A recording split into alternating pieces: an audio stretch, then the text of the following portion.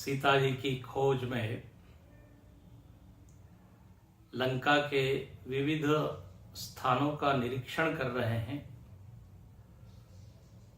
और आशा कर रहे हैं कि मां भगवती के दर्शन यहाँ होंगे। मंदिर मंदिर प्रति करि शोधा, हर महल में देख रहे हैं जो घर बने हैं उनमें उनको लगता है कि शायद रावण ने सीता जी को कहीं छिपा कर रखा है, कैद करके रखा है। तो पूरे लंका में वो भ्रमण कर रहे हैं और भ्रमण करते करते अचानक एक भवन उनको अलग सा दिखाई दिया। अन्य घरों से, अन्य महलों से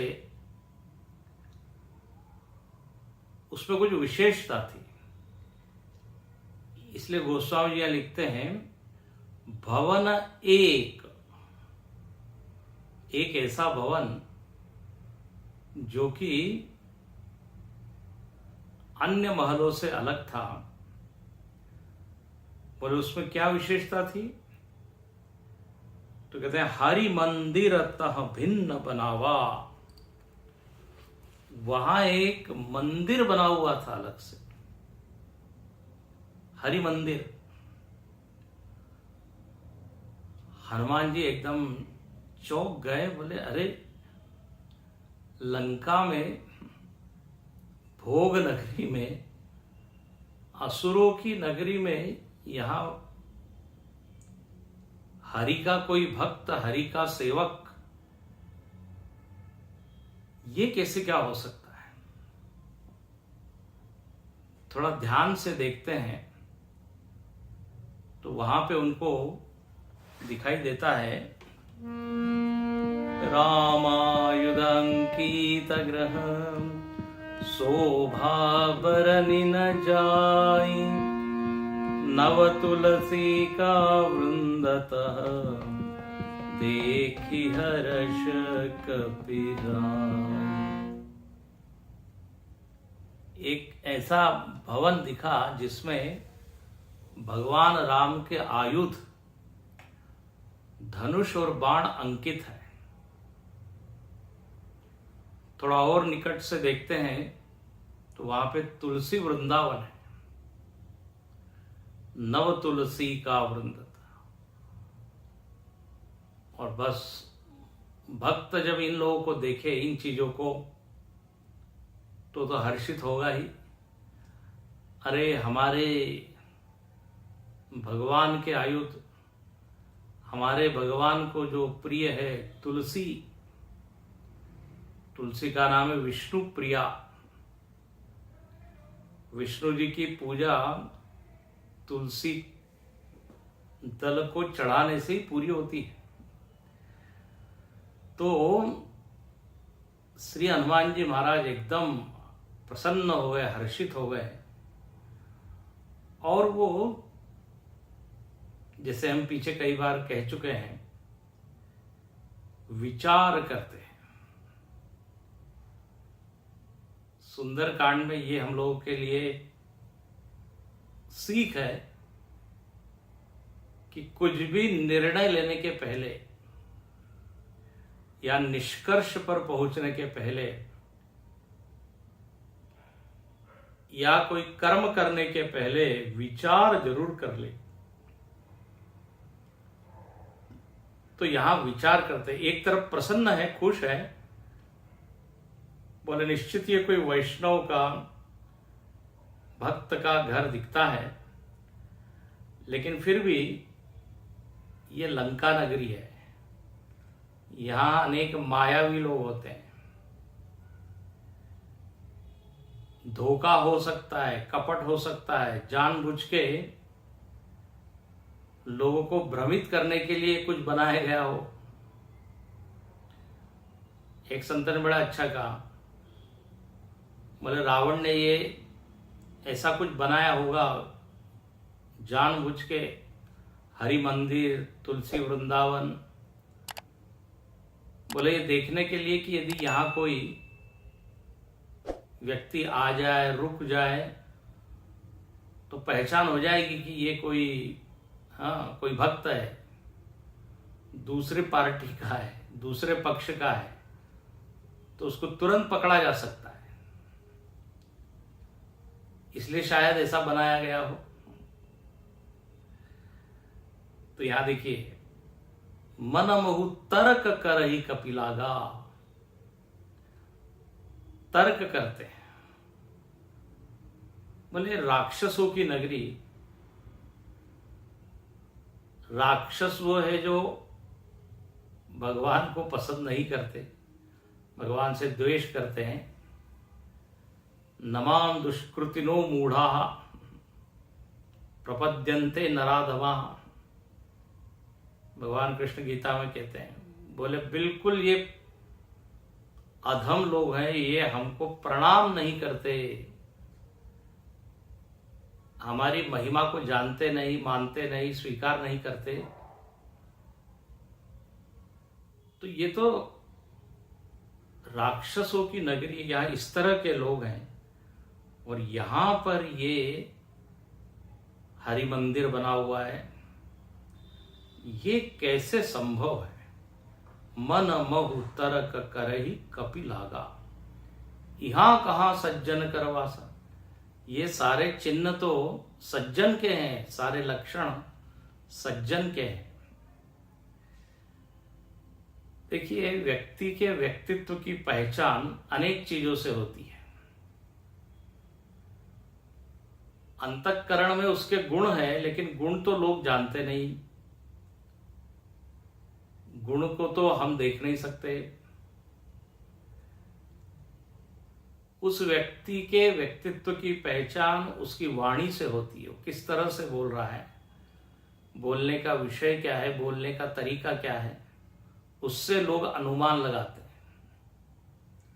बोले अच्छे लग रहे हैं, इनसे बात करने पे अच्छा लगा, इनकी बातों में दम था, इनकी बातों में विनम्रता थी, इनकी बातों में भक्ति थी, तो सहज ही ये अनुमान लगता है, होता है कि ये कोई साधक है। ऐसे ही व्यक्ति का वेश, उसकी वेशभूषा भी संकेत करती है कि इस व्यक्ति का अंतःकरण कैसा होगा, इसकी पसंद क्या होगी। वेशभूषा, साज सज्जा यदि सरल है, बिल्कुल सादी है, तो बोले लगता है ये एकदम सात्विक व्यक्ति है। तो वस्त्र आदि, फिर खान पान की उसकी क्या आदतें हैं, उसको देख के हम अंदाज लगाते हैं। ऐसे ही घर में किस तरह के चित्र लगे हैं, घर को किस तरह से सजाया है, कौन से फोटो है, कौन से किस तरह से उसने अपने वस्तुओं को सजाया है, उससे ज्ञात होता है कि ये व्यक्ति कलाकार है कि खिलाड़ी है कि भक्त है। तो ये अभिव्यक्तियां हैं, मन की ही अभिव्यक्तियां, अंतर व्यक्तित्व का बाह्य प्रकटीकरण। तो यहां देखिए, हनुमान जी ने अनुमान किया, बोले ये कोई सज्जन का ही घर होना चाहिए, क्योंकि नहीं तो राक्षस लोग क्यों तुलसी वृंदावन रखेंगे, उनको तुलसी से क्या मतलब, तो पूजा तो करते नहीं। और ऐसा सोच ही रहे थे कि ते ही समय विभीषण जागा, उसी समय विभीषण जी जागे हैं।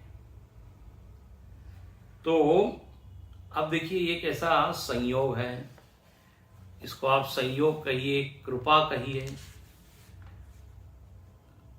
हनुमान जी जब वहां पहुंचे हैं तभी विभीषण जी जागे हैं। यदि हनुमान जी थोड़े आगे निकल जाते तो विभीषण जी से पहचान होती नहीं। इसलिए आगे हम देखेंगे जब भगवान राम से हनुमान जी मिलते हैं तो भगवान कहते हैं कि तुमने बहुत बड़ा काम किया है, सीता जी की खोज की, अशोक वाटिका उजाड़ी, विभीषण जी से भेंट की, इत्यादि इत्यादि। तो तुमने बहुत बड़ा काम किया। लेकिन हनुमान जी वहां क्या कहते हैं, सो सब तव प्रताप रघुराई, नाथ न कछु मोरी प्रभुताई। हनुमान जी कहते हैं कि जो जो भी घटनाएं घटी है सुंदर लंका में, उसमें मेरा कोई कर्तृत्व दिखता ही नहीं मुझको। आपको हम बताएंगे आगे आगे। जैसे यहां पर अब विभीषण जी से मिलन की जो बात है, तो हनुमान जी ने कोई संदेश तो नहीं भिजवाया कि मैं आ रहा हूं, जरा जाग जाना, फोन तो नहीं किया। हनुमान जी कहते हैं आपकी कृपा है कि विभीषण जी उसी समय जागे जब मैं वहां था। ऐसे आगे भी जब रावण आदेश देता है कि पूंछ में आग लगाइए, हनुमान जी कहते हैं ये भी बड़ी कृपा है। मैं सोच ही रहा था कि ये लंका दहन कैसे होगा, मैं अग्नि की व्यवस्था कहां से करूंगा, तो ये भगवान ने कर दी। फिर उसी समय मरुत चले 49, हरि प्रेरित वहां पर आता है। तो हर कदम पे हनुमान जी कहते हैं आपकी ही कृपा है। अब हनुमान जी वहां पहुंचे हैं और उसी समय रावण भी वहां आया है। अब जाके देखेंगे जानकी माता से जब मिलने के लिए वो इंतजार करते हैं वृक्ष पर, उसी समय रावण वहां आता है। हनुमान जी देखना चाहते थे कि रावण कौन है, कैसा है, जरा देखे तो यहां पर विभीषण जी जागे हैं और जागते ही विभीषण जी क्या करते हैं, राम राम तेहि सुमिरन कीना, राम राम राम। और हनुमान जी ने वो सुना। अब देखिए ये भी भक्त की पहचान है कि प्रातः काल उठकर सबसे पहला शब्द हमारे मुख से क्या निकलता है, किसका स्मरण हम करते हैं। भक्त तो निश्चित ही भगवान की स्मृति से ही उठता है। और एक ऐसा सिद्धांत है, नियम है कि यदि प्रातः काल हमको हमारे मन में पहली वृत्ति भगवान की आ रही है, स्मरण भगवान का हो रहा है, तो शयन भी स्मरण पूर्वक ही हुआ होगा। राम राम राम का स्मरण करते हुए भी वो सोए होंगे, क्योंकि अंत में जो वृत्ति होती है वही सुबह पहले आती है। तो विभीषण जी का शयन और जागरण, उत्थान, दोनों राममय। और जब शयन और जागरण यदि राम स्मृति से भरा हुआ है, तो निश्चित ही दिन भर भी राम स्मरण करते होंगे। ये इसको मानने में कोई आपत्ति नहीं है, कोई संशय नहीं है। बिना संशय के, बिना प्रश्न के हम ये कह सकते हैं। और स्मरण करने के लिए देखिए हम सब स्वतंत्र हैं, सोते जागते उठते बैठते चाहे तो हम कर सकते हैं। इसलिए ऐसा लिखा है मीरा जी ने कि राम नाम की लूट है, लूट सके तो लूट। किसी ने राम नाम लेने से रोका नहीं है, लेकिन उपनिषद कहती है ना विरतो दुश्चरितात् ना शांतो ना समाहिता। जो लोग विरक्त नहीं है, भगवान से प्रेम नहीं करते हैं, जिनका चित्त एकाग्र नहीं है, उनके भीतर ये वृत्ति कभी आ ही नहीं सकती। पापवंत कर सहज सुभाऊ भजन मोर ते भावन खाओ। आगे आएगी ये चुप है। जो पे दुष्ट हृदय सोई हुई मुमरे सन्मुख आव की सोई। दुष्ट हृदय वाला व्यक्ति मेरे सामने आता ही नहीं। उसके मन में न तो मेरे से मिलने की इच्छा है, न मन में कोई भगवदाकार वृत्ति है। तो पापी व्यक्ति को तो ये कभी हो ही नहीं सकता कि वो याद करे, स्मरण करे। तो भगवान का नाम तो है मीठा, भगवान का नाम तो कोई भी ले सकता है और हर कोई लाभ ले सकते हैं,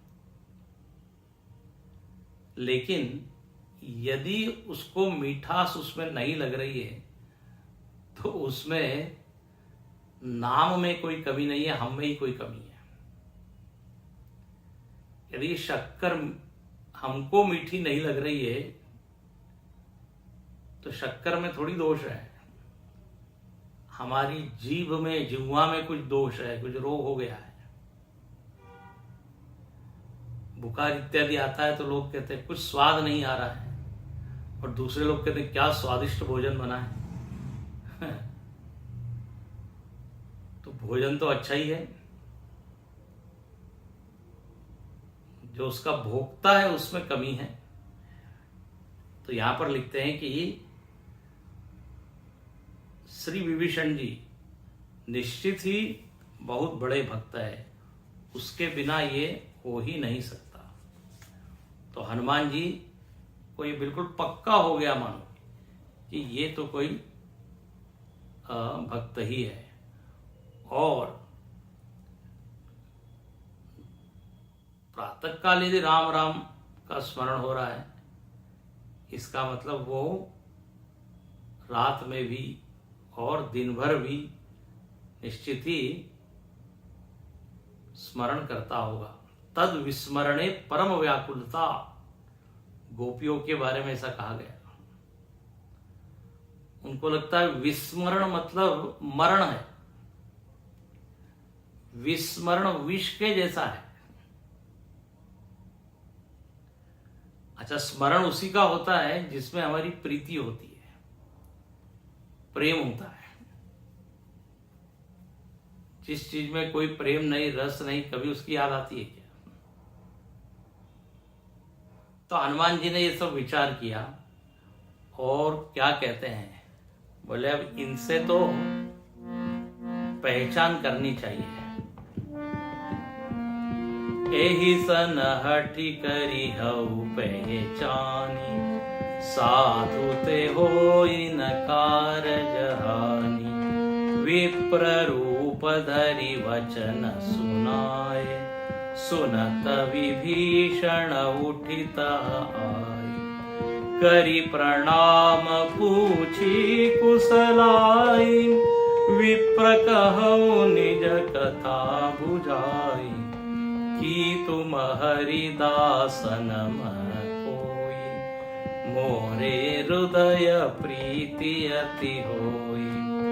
कि तुम राम दीन अनुरागी, आयहु मोहि करन बड़ भारी। आयहु मोहि करन बड़ भागी। अब बोले ये तो पक्का हो गया कि ये तो साधु है, तो साधु से तो हठ पूर्वक मिलना चाहिए, उसके आमंत्रण की राह नहीं देखनी चाहिए। सत्संग में यदि जाना है तो बिल्कुल बेधड़क जा सकते हैं। साधु से मिलने में कोई हानि नहीं है, साधु को बुरा नहीं लगेगा। यहां देखिए हनुमान जी साफ कहते हैं कि हठ करी यदि उसने स्वागत नहीं किया, मतलब बहुत प्रेम से आइए, फिर भी हम तो मिलना चाहेंगे क्योंकि हमको आपका लाभ लेना है। देखो ऐसी भावना है हनुमान जी की। शबरी माता जो है वो भी आश्रम में रोज मतंग ऋषि के आश्रम के बाहर फूल इत्यादि रख देती थी, झाड़ू लगा देती थी। किसी ने कहा नहीं उनको, लेकिन बोले मेरी इच्छा है इनसे मिलने की, स्वामी जी से, गुरु जी से। वो मतंग ऋषि थे, तो उनके भीतर एक हट था, एक जिद थी, इच्छा थी।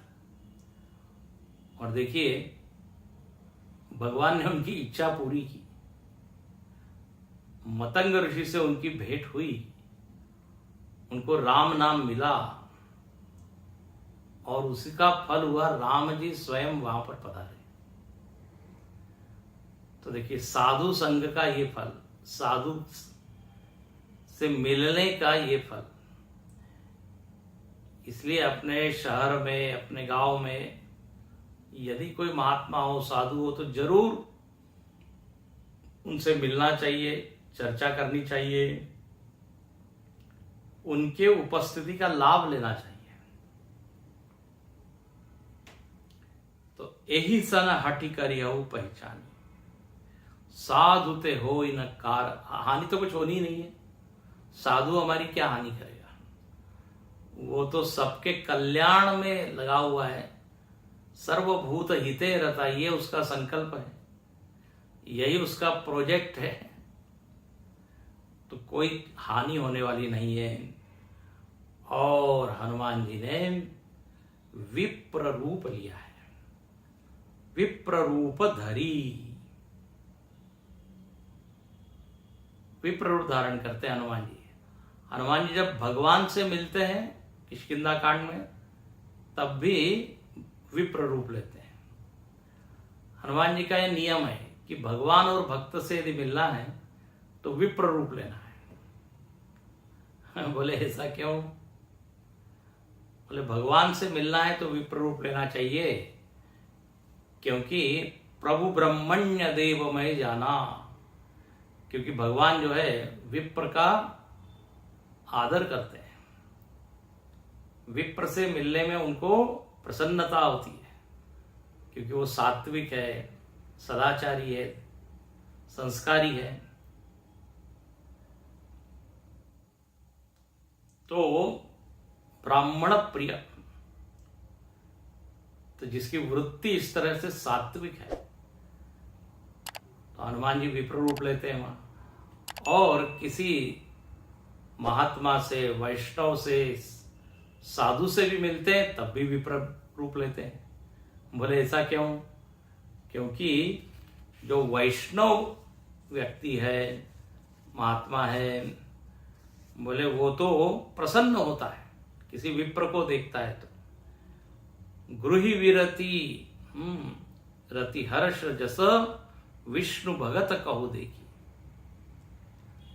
किष्किंधा कांड में एक दोहा आता है, बोले जो वैष्णव गृहस्थ है, जो साधु, जो सात्विक है, भक्ति इत्यादि करते हैं, वो विप्र को देख के नाच उठते हैं।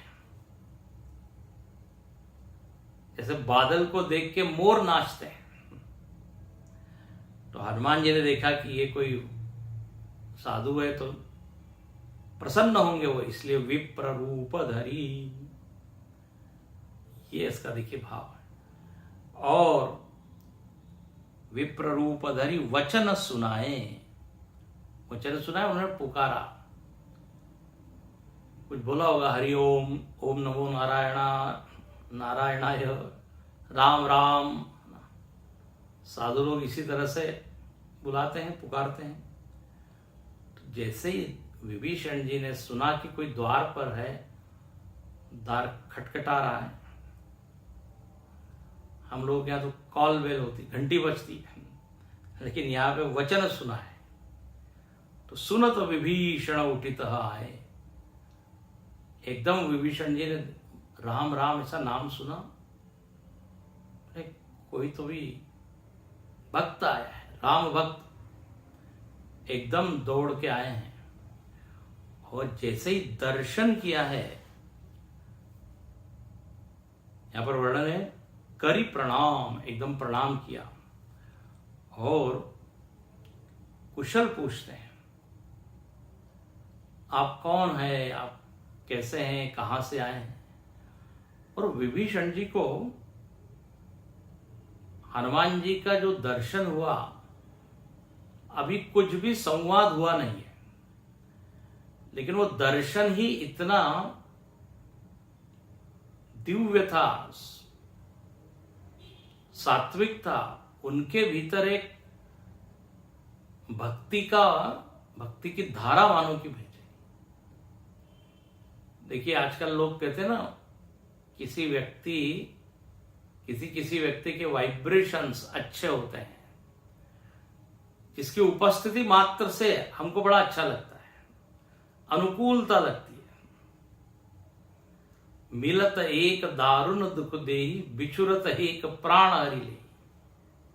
गोस्वामी जी ने कहा 2 प्रकार के लोग हैं। बोले एक का मिलन मिलते ही ऐसा दुख होता है, बाप रे कहां से आ गया।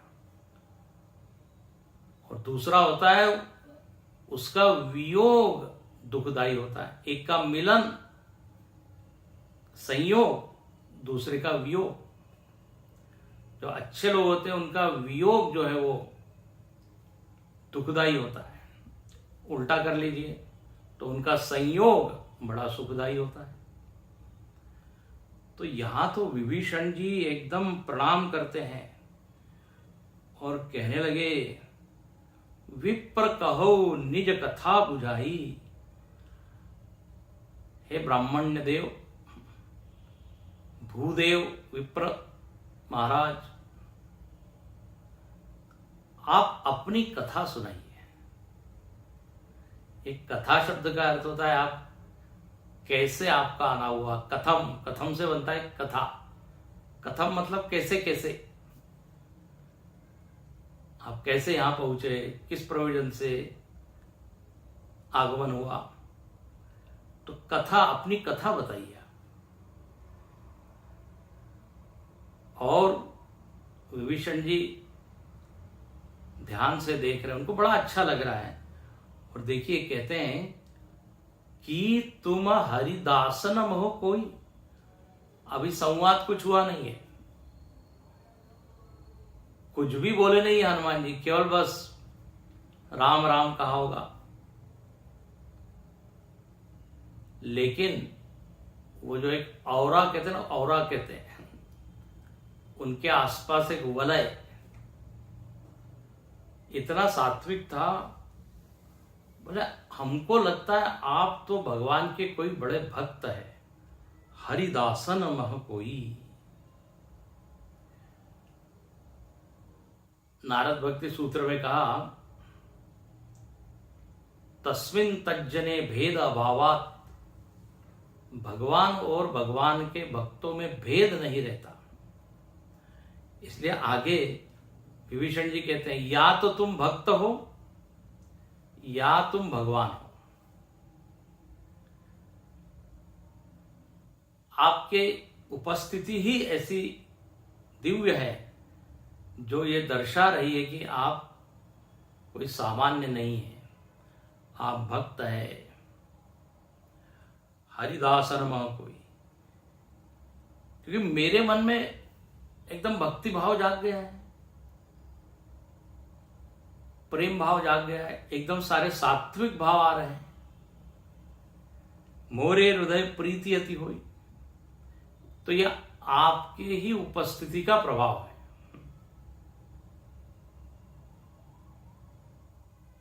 और थोड़ा और बारीकी से देखते हैं तो कहते हैं, नहीं नहीं, हमको तो लगता है हरिदास नहीं, साक्षात हरि ही हमारे द्वार पर आ गए कि तुम राम दीन अनुरागी। स्वयं राम जी तो नहीं आ गए हैं? राम जी ने हम पर कृपा की है और शायद आज यहां आ गए। मेरा बड़ा भाग्य है कि साक्षात भगवान ही आ गए हैं। यही है तस्मिन तज्जने भेद अभावात। भक्ति ऐसी रोम रोम में छा गई है कि वो भक्ति भगवान से उसको अलग नहीं रहने देती।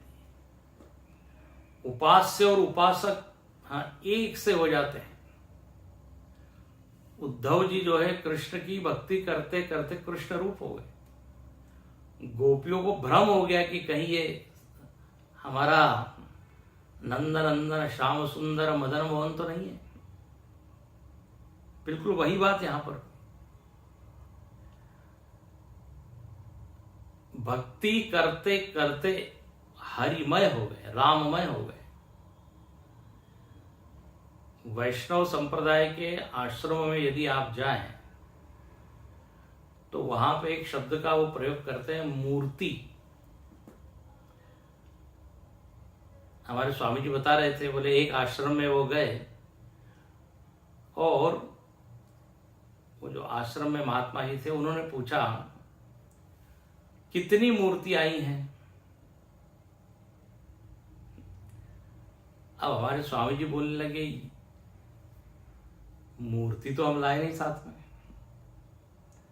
आप मूर्ति क्यों कह रहे हैं हम लोगों को? कितनी मूर्ति मतलब कितने लोग आए हैं? तो स्वामी जी ने फिर बाद में पूछा उनसे कि आप इस शब्द का प्रयोग क्यों कर रहे हैं, इसका क्या भाव है? तो संत ने बहुत अच्छा उत्तर दिया। बोले उसका भाव यही है कि साधना करते करते, भगवान की मूर्ति की उपासना करते करते वो साधक भी भगवान की ही मूर्ति हो जाता है। भगवान ही मूर्त रूप में उस महात्मा या संत के रूप में है। यही भाव होता है हम लोगों का, इसलिए मूर्ति शब्द का प्रयोग होता है। कितना अच्छा भाव है। जैसे हाई कोर्ट के जो जस्टिस होते हैं, न्यायाधीश, उनको न्याय मूर्ति कहा जाता है। जस्टिस, जैसे मैंने अभी बोला, न्याय ही मूर्ति का रूप लेकर बैठा हुआ है। Justice himself is sitting. न्याय की मूर्ति, न्याय मूर्ति। तो अपेक्षा क्या रहेगी वहां? ये न्याय ही करेंगे। इन्होंने न्याय की पढ़ाई की है और जो भी निर्णय देंगे वो न्यायोचित होगा, क्योंकि साक्षात न्याय की मूर्ति है। ऐसे भक्त जो है वो भगवान की मूर्ति। तो क्या सुंदर है। विभीषण जी पहचान लेते हैं कि तुम राम दीन अनुरागी, आयहु मोहि करन बड़ भागी। हाँ, हनुमान जी कहते हैं महाराज, न तो मैं दास हूं, न तो मैं राम हूं, न तो मैं भक्त हूं, न तो मैं भगवान हूं।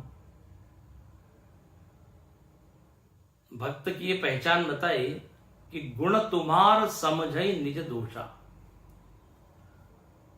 भक्त कभी नहीं कहेगा कि हाँ मैं बहुत बड़ा भक्त हूं,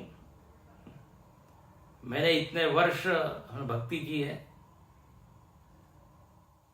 वो तो जितनी भक्ति करता है उसको लगता है कम है। तो हनुमान जी कभी ऐसा नहीं बोल सकते कि मैं भक्तों का क्या, भक्तों की पंक्तियों में सबसे श्रेष्ठ में हूं। हम लोग भले ही कहें, लेकिन वो नहीं कह सकते। वो तो विनम्रता की मूर्ति है। तो यहां लिखते हैं, तब हनुमंत कही सब राम कथा निज नाम। हनुमान जी ने अपने बारे में तो कुछ भी नहीं कहा। बोले पूछा क्या था कि आप अपनी कथा कहिए। विप्र कहो निज कथा बुझाई। हनुमान जी ने राम कथा सुना दी। और अपने बारे में क्या, अपने बारे में कथा वथा नहीं, बोले बस जिसका मैंने वर्णन किया उन्हीं की सेवा में हम हैं। बस केवल नाम अपना बता दिया, निज नाम। ये देखिए भक्त होता है जो भगवान को आगे रखता है, अपने को पीछे। नहीं तो सामान्य व्यक्ति को तो बड़ा मजा आता है जब कोई पूछता है, हाँ जरा अपनी कथा बताइए, हाँ बोले बैठिए बैठिए सुनाते हैं। अपनी जन्मभूमि, कर्म भूमि सब सुनाता है। लेकिन यहां पर हनुमान जी कहते हैं, यदि आपको कथा ही सुननी है तो राम की कथा सुनिए, वो सुनने लायक है। तो यहां सुंदर कांड में पहली कथा हनुमान जी ने की राम जी की विभीषण जी के सामने, और दूसरी बार कथा की है मां जानकी के सामने। तो राम कथा निज नाम। और बस जैसे ही विभीषण जी ने पहचाना कि अरे ये तो भगवान के परम भक्त श्री हनुमान जी महाराज है, आहा सुनत जुगल तन पुलक मन, दोनों के शरीर पुलकित हो गए, रोम रोम जो है खिल गए। और दोनों ही, अब दोनों भक्त है तो दोनों भक्त किसकी चर्चा करेंगे, मगन सुमिरी गुण ग्राम, भगवान के गुणों के समूह को याद करने लगे। बोले भगवान कैसे उदार है, कैसे कृपालु है, कैसे दयालु है, कैसे वीर है, कैसे आज्ञा का पालन करने वाले हैं, कैसे धर्म की मूर्ति है। हरि अनंत, हरि कथा अनंता, राम अनंत अनंत गुण अमित कथा विस्तार। तो बस हनुमान जी और विभीषण जी स्मरण करते रहे। नव प्रकार की भक्ति में एक भक्ति है, क्या है, श्रवणम कीर्तनम विष्णु स्मरणम। तो बस दोनों भक्त लोग भगवान की चर्चा करते करते भूल गए, देहवान भूल गए, समय का ख्याल नहीं रहा। थोड़ी देर बाद हनुमान जी विभीषण से पूछते हैं, क्या पूछते हैं वो हम अगले प्रवचन में देखेंगे। हनुमान जी पूछते हैं, एक वाक्य बोल देते हैं कि अरे विभीषण जी, आप इतने बड़े भक्त हैं, आप इस लंका में कैसे रह रहे हैं जहां चारों ओर राम विरोधी वातावरण, आपकी भक्ति यहां पर आप कैसे टिका कर रखते हैं, हमको तो आश्चर्य हो रहा है। तब विभीषण जी अपनी बात बताते हैं, वो अब हम देखेंगे आगे। श्री राम जय जय राम, श्री राम जय जय राम,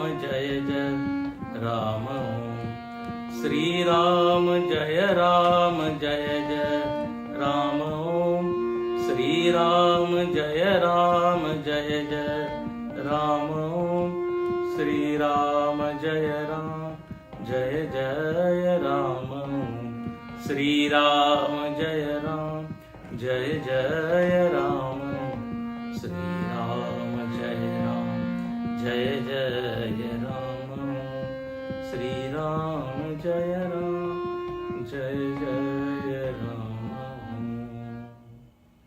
सियावर रामचंद्र की जय, पवन सुत हनुमान की जय, श्री सद्गुरुनाथ महाराज की जय। बोलो भाई सब संतन की।